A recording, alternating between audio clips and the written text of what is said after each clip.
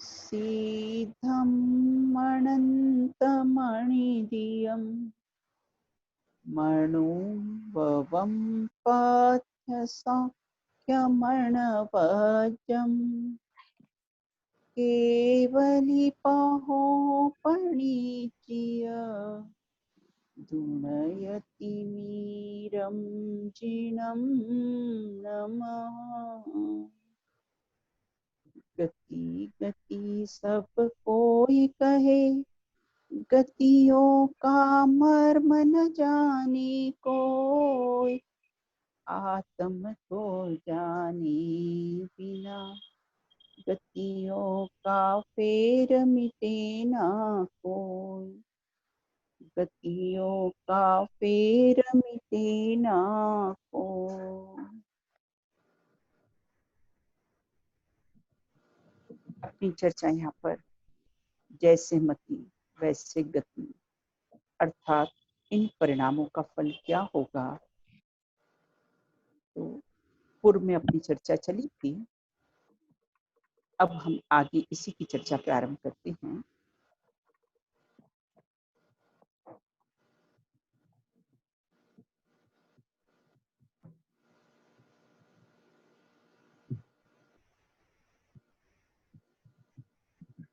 यदि प्रश्न था अभी लें कि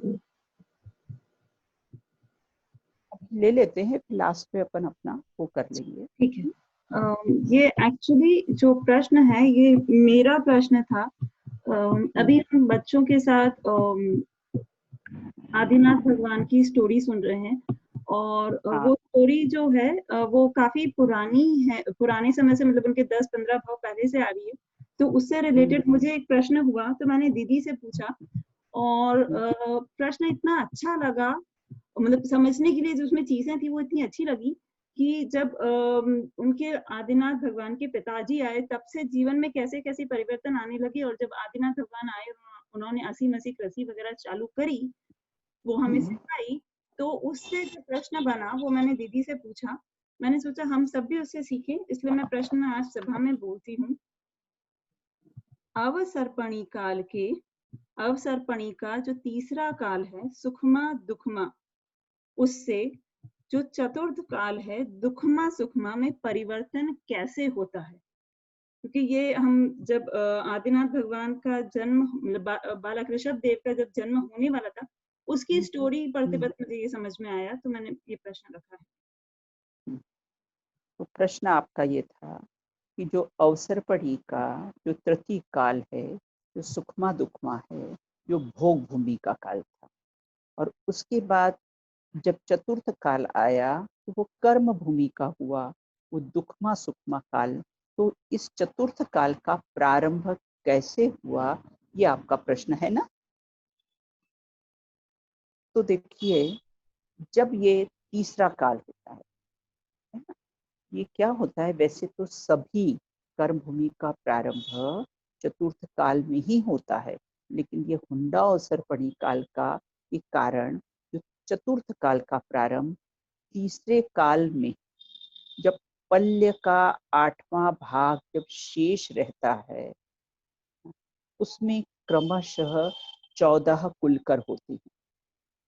पल्य मतलब गड्ढा, आपने छडाला में वो सागर का माप पढ़ा होगा ना, तो पल्य का अर्थ होता है गड्ढा। तो जब पल्य का 8वां भाग शेष रहता है, तब क्रमशः 14 कुलकर होते हैं। ये नियम से 14 कुलकर अपने कर्म भूमि में ही होते हैं, लेकिन ये अवसर्पणी काल और हुंडा अवसर्पणी काल चल रहा है, इसके कारण कैसे हैं, ये 14 कुलकर अपने तीसरे काल की अंतिम समय में ये 14 कुलकर होते हैं। और ये जो 14 कुलकर होते हैं ना, ये पूर्व भाव में विदेह क्षेत्र में उच्च कुलीन राजा होते हैं, और मिथ्यात्व दशा में पात्र दान के परिणाम से भोग भूमि में कैसे हैं, इनकी आयु का बंध हो जाता है, और बाद में केवली भगवान के निकट इच्छाई सम्यक दर्शन प्राप्त करके अपनी आयु पूर्ण करके भोग भूमि के 14 कुलकर के रूप में जन्म लेते हैं। और ये जो 14 कुलकर होते हैं, ये कर्म भूमि की समस्त रीति रिवाजों को जानते हैं। किसी को अवधि ज्ञान होता है, किसी को जाति स्मरण ज्ञान होता है, और कर्म भूमि के प्रकट होते ही ये प्रजा के योग्य सबको उपदेश और मार्गदर्शन करते हैं। और तीसरे काल के अंत में ही कैसी कर्म भूमि की रचना हो जाती है। वैसे ये हुंडा और सरपणी काल की वजह से होती है। इसमें जो 14 कुलकर होते हैं, ये पहला कुलकर प्रतिश्रुति नाम का कुलकर होता है। और जब उनके समय में कल्प वृक्षों में जो ज्योतिरांग के कल्प वृक्ष होते हैं, उनकी ज्योति कम पड़ने लग जाती है। तो उनके कम पड़ने से आकाश में 2 बड़े बड़े गोले दिखाई देते हैं, और वे गोले सूर्य और चंद्रमा के होते हैं। तो इसके पहले जब भोग भूमि थी, तो लोगों ने कभी देखा नहीं इस प्रकार का, क्योंकि वो ज्योतिरांग नाम का जो कल्प वृक्ष था, उसकी ज्योति इतनी तेज होती थी, तो ये सूर्य और चंद्रमा दिखाई नहीं देते थे। और जब इनकी ज्योति मंद पड़ने लगी, तो ये 2 बड़े बड़े गोले आकाश में दिखाई देने लगे। तब लोग भयभीत होने लगे, अरे अरे ये क्या दिखाई देने लगा। तब उन्होंने, सूर्य और चंद्र के विमान थे, तो ये जो प्रीतिकर प्रतिश्रुति नाम के जो प्रथम कुलकर थे, उन्होंने बताया कि आप भयभीत मत होइए, ये सूर्य चंद्रमा अनादि निधन है, ये अनादि से पाए जाते हैं। इसलिए पहले तो किसे दिखाई नहीं देते थे, अब किसे दिखाई देने लगे, क्योंकि अब कर्म भूमि का प्रारंभ हो गया है, इसलिए ये दिखाई देने लगे। और उसके बाद यह सुनकर प्रजा बहुत प्रसन्न हुई। लोगों ने इसके कारण इनका नाम प्रतिश्रुति नाम इनका प्रसिद्ध हुआ। अब इसके बाद फिर ग्रह नक्षत्र तारे दिखाई देने लगे। जब ग्रह नक्षत्र तारे दिखाई देने लगे, तब तब क्या हुआ कि ये ज्योतिष देव के फिर विमान दिखाई देने लग गए। उनको देखकर फिर लोग भयभीत होने लग गए कि आकाश में ये क्या दिखाई दे रहा है। तो फिर राजा ने इनको निर्भय बनाने के लिए, ये भय से रहित हो, ऐसे समझाने के लिए उन्होंने कहा कि देखो, ये सूर्य का उदित भी होगा, ये सूर्य के साथ अस्त भी होगा, रात दिन भी होंगे, हानि वृद्धि भी होगी, इसलिए आपको इनसे कोई भी कष्ट होने वाला नहीं है, इसलिए आप भयभीत मत होइए। ऐसा जो सनमति नाम के जो दूसरे कुलकर थे, उन्होंने प्रजा को ये सब समझाया। अब जो तीसरे कुलकर थे, क्षेमंकर, में सबका तो वर्णन नहीं करूंगी, 14 कुलकरों का, बस 2-3 का करके अपन नाभि राय के उसमें पहुंचेंगे अपन। और तीसरे कुलकर क्षेमंकर नाम के तीसरे कुलकर थे। देखो, जो तीसरे काल में तो क्या होता था, ये सिंह हैं, व्याघ्र हैं, ये जो जंगली पशु हैं, तो उस समय ये बच्चों के साथ में खेलते थे, है ना। मतलब बच्चों के साथ में, वहां तो जो बालक जो जुगलिया पैदा होते थे ना, उनके साथ में किसी भोग भूमि में खेलते थे। कोई बैर विरोध नहीं था। आपने भगवान महावीर की प्रतिमा के नीचे देखा था, सिंह और किसी गाय एक ही स्थान पर दोनों पानी पी रहे हैं। ये वो भोग भूमि में इस प्रकार का ही वातावरण था। तो कैसे हैं, कोई उनसे भयभीत नहीं होता था पशुओं से।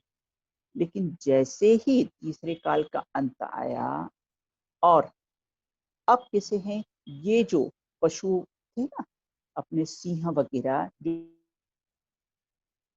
पर्वत रहते थे, पहले तो डराते नहीं थे, और उसके बाद अब ये मुंह फाड़ने लगे, नाखून से नोचने लग गए, और अपने सींगों से सबको डराते थे।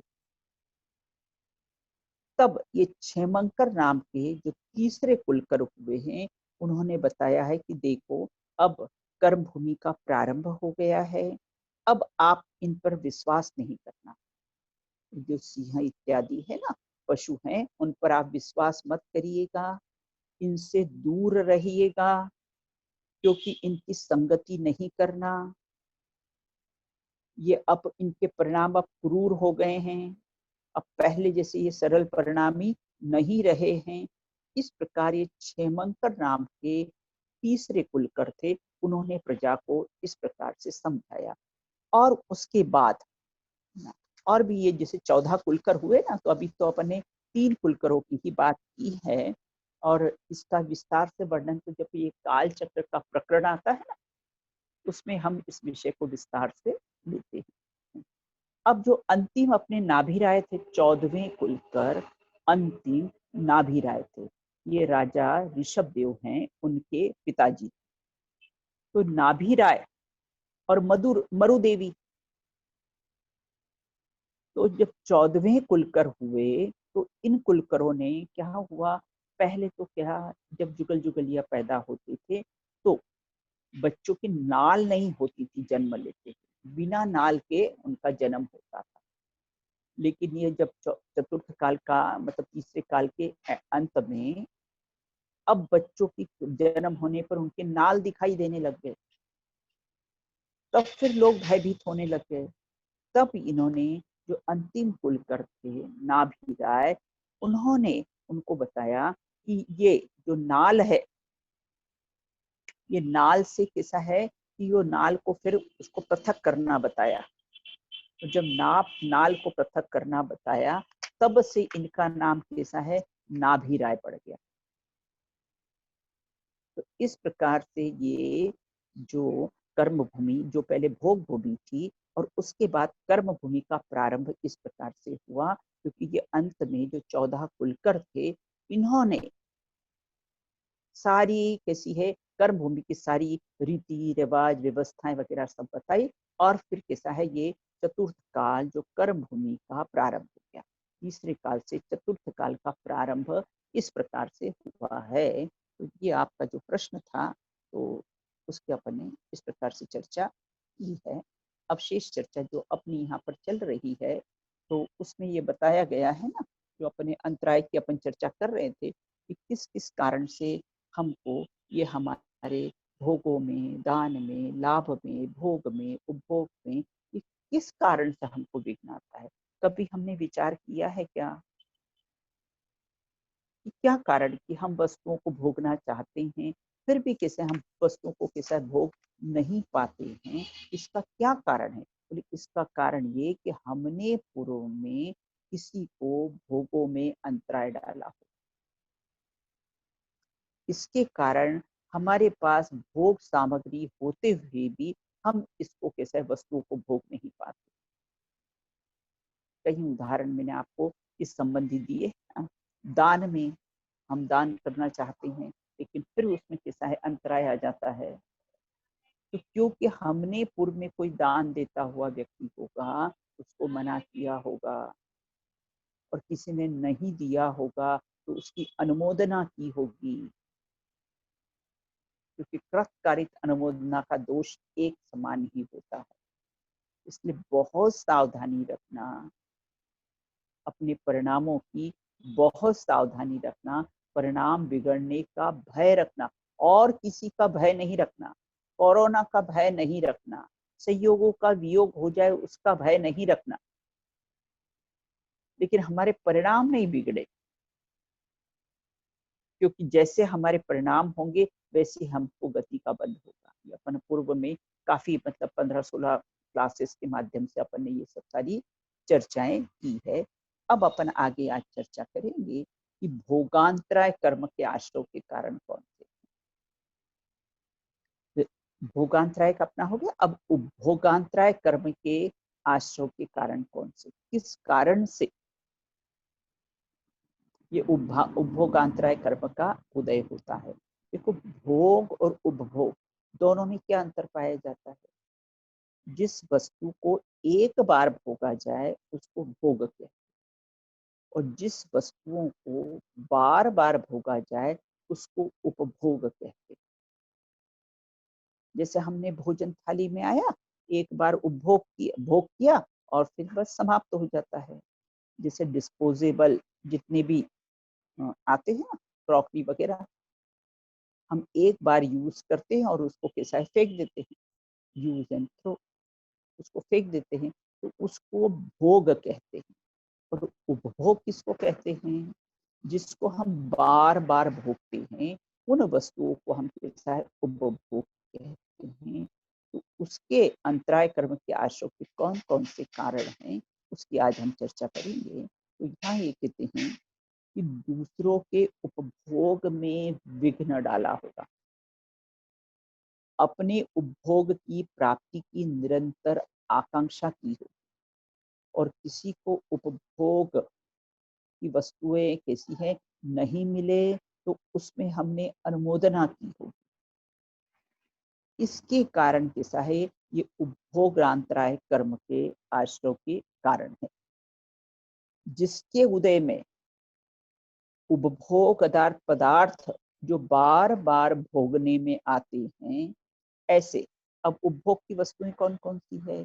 जैसे हमारा घर, हमारा फ्लैट, जहाँ हमारा घर, हमारा महल हो, तो वहां पर हम रहते हैं, लेकिन हम उसका उपभोग नहीं कर पाते। तो किसी का ऐसा जॉब होता है, ट्रांसफर का जॉब होता है, जिसमें वो अपने घर का उपभोग ही नहीं कर पाते। इतना अच्छा घर बनाया है, लेकिन कैसा है, महीने में 20 दिन आपको बाहर रहना पड़ता है, उसका हम भोग नहीं कर पाते हैं ना। और बहुत से ऐसे केस सुनने में आए हैं, इतना अच्छा घर बनाया और बस मुहूर्त के 3 दिन बाद उनकी मृत्यु हो। तो क्यों ऐसा प्रसंग बना? ये उपभोगांतराय कर्म के उदय के कारण, उपभोग सामग्री थी, फिर भी कैसा है हम उसको भोग नहीं पाते हैं। और कितने कितने उपभोग सामग्री, सैया, हमने बहुत अच्छा काफी बड़ा बेड बनाया, उसमें काफी मोटा गद्दा लगाया, ये कर रहा है, ये सब वो उसमें लगा है ना, और उसके बाद डॉक्टर ने कह दिया कि आपको फ्लैट बेड पे सोना है, आपको चटाई पर सोना है। तो हमने वो बेड बनाया था, लेकिन हम उसका उपभोग नहीं कर पाए। तो क्या कारण है? ये हमने पूर्व में किसी को अंतराय डाला। इसलिए बहुत सावधानी रखने की आवश्यकता है। कपड़े कोरोना के पहले शादी होने वाली थी और हमने बहुत सारे कपड़े खरीद लिए, और उसके बाद कोरोना हो गया, तो शादी में जा ही नहीं पाए, उन कपड़ों का हम उपभोग कर ही नहीं पाए, और सारे कपड़े, हमारे जितने भी कपड़े ना, सब ड्रॉवर में एज इट इज पड़े हुए। तो ये सब किसे एक एक वस्तु, ये उपभोगांतराय कर्म का उदय है। सवारी, अब कोरोना के कारण किसी घर से ही काम कर रहे हैं, तो गाड़ी भी कैसी हमारी बंद पड़ी है, उससे भी हम कहीं जा नहीं रहे हैं। भाई स्त्री है, सेवक है, भाई स्त्री है अपनी और उसको कुछ ऐसा भयंकर रोग आ गया, या पुरुष है तो पुरुष को रोग आ गया, तो हम जो पंचेंद्रिय के विषय भोगों को कैसे भोग नहीं पा रहे हैं। और सेवक, अब आपके यहाँ तो कोई सेवक होते ही नहीं है, और इंडिया में सबसे ज्यादा प्रॉब्लम सेवकों की ही है। तो इस प्रकार ये कहते हैं कि जितनी भी उपभोग की सामग्री जिसको हम बार बार भोगते थे, ऐसा हमारा घर, हमारा बेड, हमारे कपड़े, हमारे वाहन, तो जिनको हम बार बार किसे भोगते थे, लेकिन उपभोग अंतराय कर्म के उदय के कारण हम इनको कैसे भोग नहीं पा रहे हैं। तो इसके कारण हमको ऐसे परिणामों से बचना चाहिए, कभी किसी में अंतराय नहीं डालना चाहिए। अब आगे कहते हैं कि वीर्यांतराय कर्म के आश्रय के कारण कौन से? वीर्यांतराय कर्म, तो वीर्यांतराय कर्म अर्थात पुरुषार्थ, वीर्य, उत्साह, जो वीर्य गुण की पर्याय है उसका नाम है पुरुषार्थ। तो द्रव्य की अपनी शक्ति के विशेष का नाम वीर्य, जो द्रव्य की जो निज शक्ति है उसका नाम कैसा वीर्य है। और हम अपनी शक्ति से पुरुषार्थ, सामर्थ्य, क्षमता आदि का नाम कैसा है, वीर्य है। स्वयं के एवं दूसरों की शक्ति को छुपाना, अपनी शक्ति को भी छुपाना और दूसरों की शक्ति को भी छुपाना। आप स्वाध्याय में क्यों नहीं आते हो, आप स्वाध्याय से क्यों नहीं जुड़ते हो, अरे हमको तो कुछ समझ में नहीं आता। तो दुनिया के सब काम करने में हम कैसे बहुत निष्णात रहते हैं, वो सब बातें हमको समझ में आ जाती, और नहीं समझ में आती तो हम उसको समझने का प्रयत्न करते हैं। और धर्म के क्षेत्र में आकर वे हमें तो प्रवचन समझ में नहीं आता, हमको तो ये धर्म की बातें समझ में, ये हम अपनी शक्ति को छुपाते हैं। ज्ञान के घन पिंड हैं अपन, और हम अपनी शक्ति को कैसा है छुपाते हैं कि हमको तो कुछ याद नहीं रहता है। धर्म की बातें कुछ पूछो, बोले हमको तो कुछ याद नहीं रहता। और परिवार में वो मौसी, उसके पुत्र और उनकी लड़कियां और उनके रिश्तेदार सारों के नाम याद रहते हैं। और धर्म के क्षेत्र में हम आके बोलते हमें कुछ भी याद नहीं रहता। दिल्ली में हमारे यहाँ प्रवचन में एक बहन बैठती थी, वो भी हमेशा ये कि दीदी कुछ याद नहीं रहता। मैंने कहा कुछ याद नहीं रहता, यही आपको याद है ना, बस इसी से अपना काम चल जाएगा। बस इतनी पूंजी ज्ञान की काफी है अपने, बस इसी पूंजी से हम सम्यक दर्शन की प्राप्ति कर सकते हैं। बहुत ज्यादा याद रखने की कोई आवश्यकता नहीं है, रहे तो कोई नुकसान भी नहीं है। तो इसलिए हम अपनी शक्ति को कैसे छुपाते हैं, हमको पूजन करते नहीं आती। अरे भाई आप दूसरे काम भी तो सीखते हो ना, जैसे पूजन करना भी सीखो। और सीख सकते, क्यों नहीं सीख सकते हैं।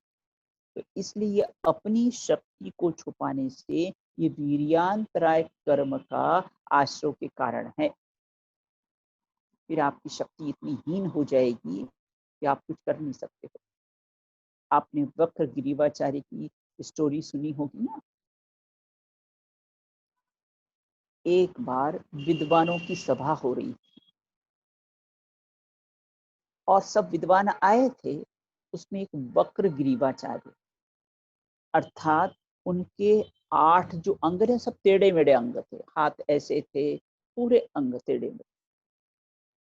जैसे ही वक्र ग्रीवाचार्य उस सभा में आए तो उनको देखकर सारे विद्वान हंसी उड़ाने लगे, सब हंसने लग गए। तो वक्र ग्रीवाचार्य भी जोर जोर से हंसने लग गए। तो सबको बहुत आश्चर्य हुआ कि अरे ये क्यों हंस रहे हैं, हम तो इनके शरीर को देख के हंस रहे हैं और इनको हंसने का क्या कारण है। तब उनसे कारण पूछा तो उन्होंने बताया कि अरे मुझे तो ऐसा लगा था कि मैं तो विद्वानों की सभा में आया हूँ, मुझे क्या मालूम कि मैं चमारों की सभा में आया हूँ। चमार मतलब जो चमड़े का काम करते हैं, जो चमड़े को देखते हैं। ये देह कैसी है, चमड़ा ही तो है। तो उन्होंने कहा मुझे क्या मालूम, मैं तो सोचा कि विद्वानों की सभा में आया हूँ, लेकिन मुझे क्या मालूम कि मैं चमारों की सभा में आ गया हूँ। तो सारे जितने भी विद्वत थे सबकी बिल्कुल गर्दन नीचे हो। तो इस प्रकार यहाँ ये कहते कि अपनी शक्ति को नहीं छुपाना और उसमें उसके कार्य का निषेध करना। देखो, स्वयं के और दूसरों की शक्ति को छुपाना अथवा उनके कार्यों का कैसा निषेध करना। कोई धार्मिक आयोजन करते हैं, जो धार्मिक कार्य करते हैं, जो आपके यहाँ ये सब आपकी क्लासेस चलती है, और मेनली पाठशाला, जो आपके यहाँ जो पाठशाला चल रही है वो सबसे सर्वश्रेष्ठ कार्य है। आप अपना जन्म नहीं जीवन भी सफल कर रहे हैं, नहीं तो अंत में समाधि मरण कौन सुनाएगा। क्योंकि ये बचपन के संस्कार ही बचपन तक काम आते हैं, पलने के संस्कार ही कब्र तक काम आते हैं। इसलिए ये बहुत पाठशाला का कार्य बहुत सर्वश्रेष्ठ कार्य है। ये तीर्थंकर तुल्य कार्य बताया है इसको। तो यहाँ ये कहते हैं कि धार्मिक कार्यक्रमों का निषेध करना, उसमें अपनी शक्ति को छुपाना, हमसे तो नहीं होता है, हम तो नहीं कर सकते हैं, और काम तो हम बहुत कर लेते हैं, बहुत निष्णात हैं, और इन कार्यों में कैसा है अपनी शक्ति को कैसे छुपाते हैं। तो उनके कार्य में विघ्न डालना वो कैसा है, वीर्यांतराय कर्म के आश्रय के कारण है। अपने यहाँ तो पूजन की पंक्तियों में आते ना,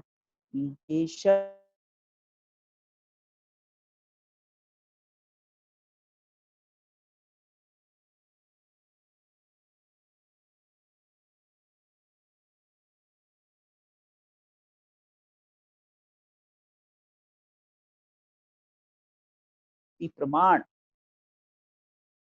उपवास नहीं होता है।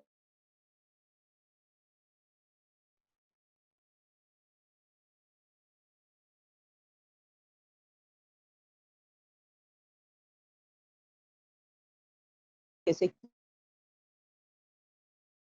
छुपाना नहीं पाना।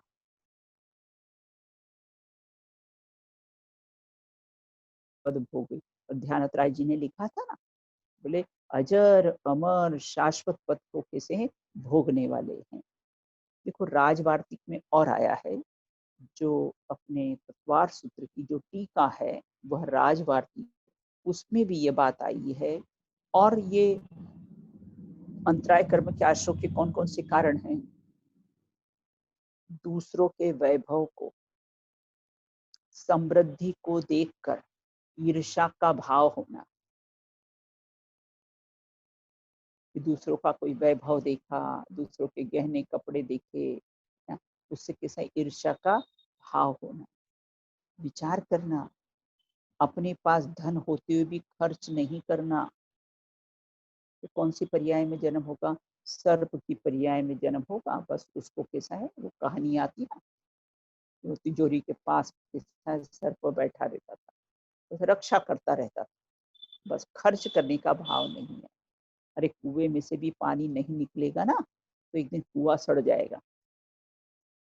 इसे धन हमें मिला है तो बराबर कैसा है उसका दान इत्यादि करना, उसको खर्च करना। तो ये दूसरों के वैभव और समृद्धि को देख के कभी ईर्ष्या भाव, पूर्व में अपन ने चर्चा की थी ना, अगर ईर्ष्या का भाव हो तो अग्नि का ही जीव बन जाओगे। जलना आपको पसंद है ना, बस जलते ही रहना। तो अपने पास धन होते हुए भी खर्च नहीं करना, धन की अति वांछा होना। देखिए कफन में जेब नहीं होता है, ये कहावत तो आप सब लोगों ने सुनी होगी ना, कि ले जाने की किंचित मात्र व्यवस्था नहीं है। तो और कफन में जेब नहीं होता, उसके लिए कहते हैं कि देखो जो कफन लाता है वह उसका उपयोग नहीं करता, और जो उपयोग करता है वह उसको देखता नहीं, और जो उसको देखता है कफन को वो उसका उपयोग नहीं करता। देखता कौन है, जो कफन को देख रहे हैं ना, और जिनको उड़ाया है वह उसका उपयोग नहीं करते। इसलिए अपने को धन सामग्री मिली है तो निश्चित रूप से कैसा है उसको अच्छे कामों में कैसा है खर्च करना। 4 प्रकार के दान बताए हैं ना, ये 4 प्रकार के कैसे दान हैं उसको बराबर। अभी अभी कुछ दिन पहले मैं इंदौर में, हमारे बड़े वाले भाई साहब हैं, उनके साथ यहाँ पर इंदौर में एक सदाचार समिति चलती है और उसमें 2-2 रुपए में 4 चपाती और सब्जी 2-2 रुपए में वो गरीबों को के साथ जो भी जाते हैं रुपए में वो दे दिया जाता है। और यहाँ एम भाई हॉस्पिटल है, वहाँ पर 1000 पैकेट रोज जाते हैं। जो गरीब है उनके अटेंडेंस हैं जो हैं आते हैं और उनको सब 2-2 रुपए में कैसे दान देते हैं। और करीब 15-20 साल से वो समिति बराबर चल रही थी। मैं देखने के लिए गई थी उसको, तो इतनी साफ सफाई से खाना बनता है, भोजन उनका बनता है। तो इस प्रकार से अपने पास कोई वस्तु हो तो बराबर कैसा उसको दान करना, तो ये सब अंतराय कर्म के उदय के कारण। आहार दान नहीं किया है ना, इसलिए आप अच्छी तरह से भोजन नहीं कर सकते। औसत दान नहीं किया है ना, तो आपको निरोगी काया नहीं मिलेगी। जिन्होंने औसत दान किया है उसको कैसी निरोगी काया मिलेगी। तो धन की अति वांछा, निर्माल्य वस्तु का ग्रहण करना, मंदिर की कोई भी वस्तु को ग्रहण नहीं करना, पर की शक्ति के विनाश करने से दूसरों की, जैसे बोल देते हैं सामने वाले में बहुत, अरे वो क्या काम करेंगे, उनसे तो कुछ काम नहीं होता है, वो तो डिप्रेशन में रहते हैं, ऐसे दूसरों से धर और धर्म में छेद करने से, किसी को मंदिर जाने से रोकना। अपने यहाँ तो मुनिराज के बारे में इसमें आया है प्रवचन सार में, मुनिराज के छेद के बारे में, तब दीक्षा छेद देते ना, कुछ ऐसा हो जाता है असाध्य रोग वगैरह तो दीक्षा छेद देते हैं। उसी प्रकार के धर्म का छेद करने में, किसी को मंदिर जाने से रोकना, बच्चों को पाठशाला नहीं भेजना, अरे क्यों पाठशाला चला रहे, क्या जरूरत है। इस प्रकार धर्म में छेद करना और सुंदर आचार के धारक तपस्वी गुरु आदि का घात करने से, कोई तपस्वी हो, कोई गुरुजन हो, तो उनका घात करने से धर्म के आयतन, जितने हमारे धर्म के आयतन हैं, हमारे मंदिर है, हमारे तीर्थ क्षेत्र हैं, हमारी संस्थाएं जो चलती हैं, जितने भी धर्म के आयतन हैं, नहीं तो लोग वहां से जिनवाणी फेंक देते हैं, मूर्तियों को तहस नहस कर देते हैं, कार्यक्रम को होने नहीं देते हैं।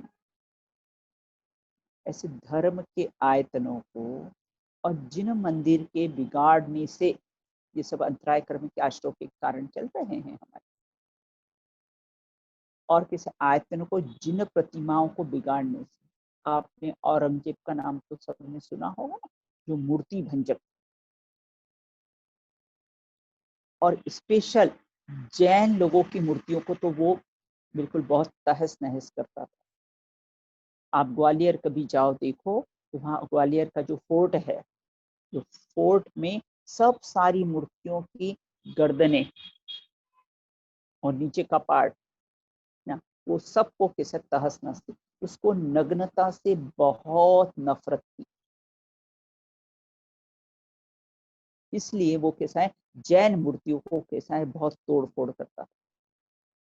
तो इसे धर्म के आयतन, जिन प्रतिमाओं के देखो इतनी मूर्तियां उसने तोड़ी, लेकिन ग्वालियर के फोर्ट में एक जगह अपनी एक प्रतिमा पूरी सुरक्षित अच्छी पद्मासन है।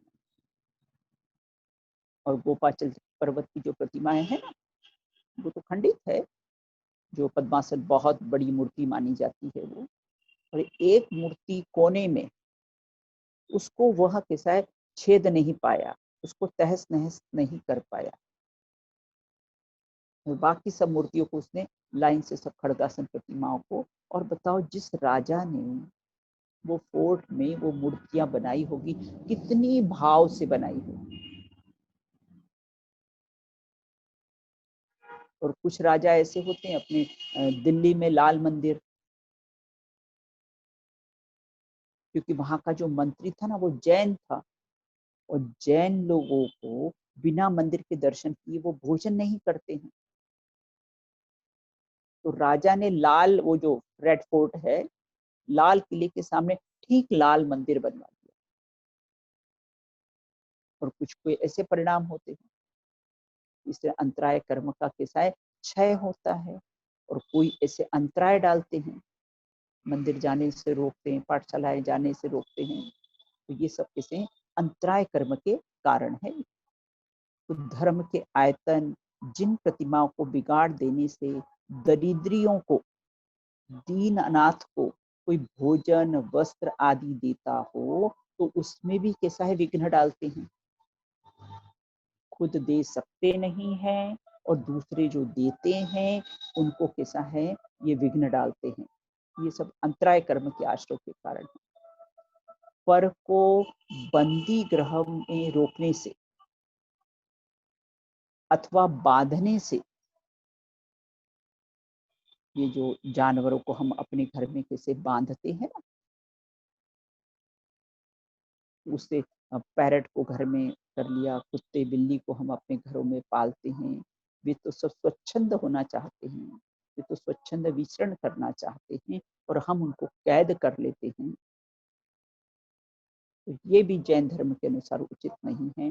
तो पर को बंदी गृह रोकने से अथवा बांधने से, गुप्त अंगों का छेदन करने से, कर्ण, नासिका, होठ आदि के छेदने से, ये सब अंतराय कर्म के आश्रय के कारण है।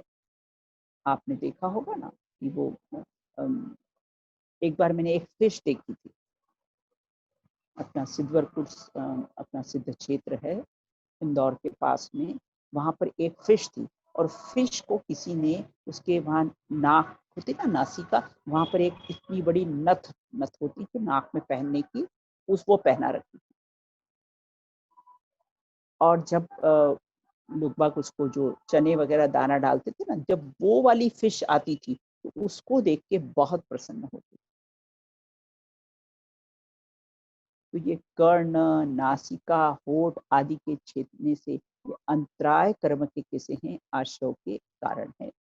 अब देखो, यहाँ पर किसी ने प्रश्न किया है कि यहाँ कोई प्रश्न करता है कि अगर कोई व्यक्ति अभक्ष भक्षण करता हो, नॉन वेज खाता हो, एग लेता हो, शराब पीता हो, तो उसको रोकने से अंतराय कर्म का आश्रय होगा या नहीं। तो यहाँ ये कहते हैं, तो उसको उत्तर देते हैं। ये प्रश्न हम सबका भी हो सकता है कि हम किसी को, जैसे कल किसी ने पूछा था ना कि बालक को हम लोग रोकते हैं तो उसमें दोष लगता है कि नहीं, तो बिल्कुल दोष नहीं लगता है। तो यहाँ पर क्षण करता हो और अगर हम उसको रोकते हैं तो अंतराय कर्म का दोष लगता है या नहीं लगता है। किसी को अभक्ष भक्षण करता देखकर कोई ऐसा विचार करता है कि देखो ये अभक्ष भक्षण करते हैं और किसी इसमें हिंसा का दोष लगता है,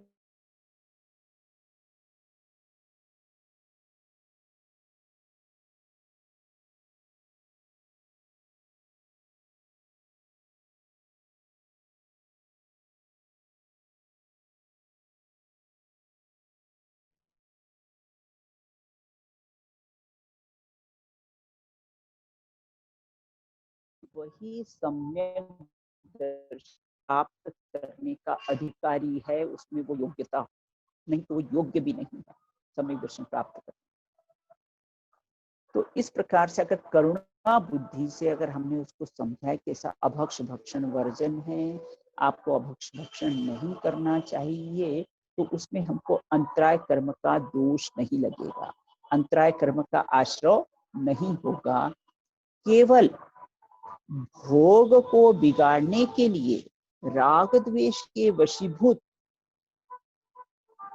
हम किसी को अंतराय डालते हैं, तो उससे अंतराय कर्म का कैसा है, आश्रय होता है। तो आचार्य कुलकुल देव ने रयण सार नामक एक ग्रंथ, उसमें लिखा है कि क्षय रोग जो टीबी वगैरह हो जाती ना पहले, कुष्ठ रोग, ये कोढ़ इत्यादि हो जाती है। और कैसे हैं गैस इत्यादि का रोग और मिर्गी इत्यादि का रोग, नेत्र रोग, सिर में पीड़ा, शीत उष्ण इत्यादि अनेक व्याधियों की, ये सब पूजा और दान में अंतराय डालने का फल है। ये आचार्य कुंद कुंदेव ने रयन सार में ये बात लिखी है। अगर हमने किसी को पूजा में और दान में अगर अंतराय डाला है तो इस प्रकार के रोग हमारे शरीर में आ जाते हैं।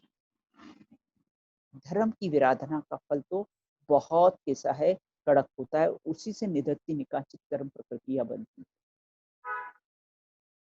अब कहते नरक गति, तिर्यंच गति, दुर्गति, दरिद्रता, विकलांगता, धन हानि आदि के दुख, देव वंदना, गुरु वंदना, शास्त्र वंदना, श्रुत लेखन और स्वाध्याय में विघ्न डालने के फल से क्या होता है, ये नरक गति में, तिर्यंच गति में, अपने तो सब आश्रव के कारण देखे ना, लेकिन और भी देखो ये आश्रव के कारण बताए, क्योंकि एक कार्य होने में अनेक कारण होते हैं। तो नरक है, तिर्यंच है, दुर्गति है, दरिद्रता होती है, विकलांगता होती है, धन की हानि होती है। अगर हमने देव वंदना में, गुरु वंदना में, शास्त्र वंदना में, स्वाध्याय में अगर किसी को विघ्न डाला, खूब अनुमोदना करना इसकी, सब लोग खूब धर्म से जुड़ो और सब लोग इस धर्म के मार्ग में आओ, इसे खूब खूब उसकी अनुमोदना करना चाहिए। कभी इनमें विघ्न नहीं डालना चाहिए। विघ्न डालने का फल बताया उन्होंने कि ऐसा विघ्न डालोगे ऐसा फल आता है। तो जब भी कभी हमें ऐसा फल आए तो हमको विचार करना चाहिए कि हमने पूर्व में ऐसा क्या कर्म किया होगा, क्योंकि श्रीमद जी ने कहा है कर विचार तो पाम, विचार करेगा तो पाएगा। लेकिन हम विचार ही नहीं करते हैं। हम तो कर्म का उदय आता है और दूसरों पे हम आक्षेप विक्षेप करने लग जाते हैं, अरे इनके कारण ऐसा हुआ, इनके कारण ऐसा हुआ, और दूसरों का उसके अंतरंग कारण का विचार ही नहीं करते, बहिरंग कारणों का विचार करते हैं। तो अंतरंग कारण तो ये ना कि हमने ऐसे कर्म किए थे इसलिए इसका फल हुआ। तो देखिए अब इसमें अंतिम बात है, जैसी करनी वैसा फल, आज नहीं तो निश्चय कल। हम जैसा कर्म करेंगे वैसा हमको फल मिलेगा। तो आज नहीं तो कैसा है, कल अवश्य उसका फल मिलेगा। तो इसलिए हमको कैसा है, क्या शिक्षा मिलती है अपने को, क्या लाभ हुआ इस प्रकरण को पढ़ने से, कि कभी किसी के दान में, लाभ में, भोग में, उपभोग में कभी भी हमको कैसा है विघ्न नहीं डालना चाहिए। तो इस प्रकार की चर्चा की है। शेष चर्चा बाद में।